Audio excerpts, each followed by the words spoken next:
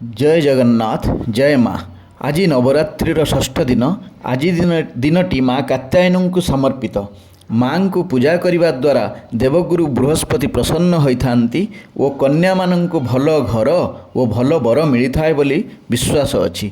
महर्षि कात्यायनी तपस्या प्रसन्न होई माँ दुर्गा महर्षिंकर पुत्री रूप में जात होइथिले। एनु माँ कात्यायनी नाम नामित।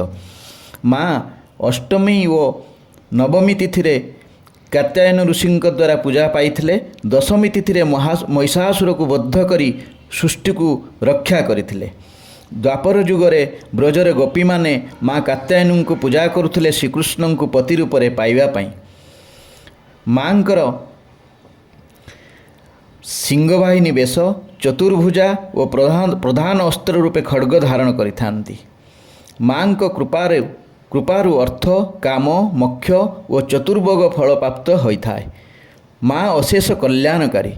समस्ते आसंतु आजिका दिन में माँ कात्यायनी को कोटि कोटि प्रणाम करिबा। जय जगन्नाथ जय माँ।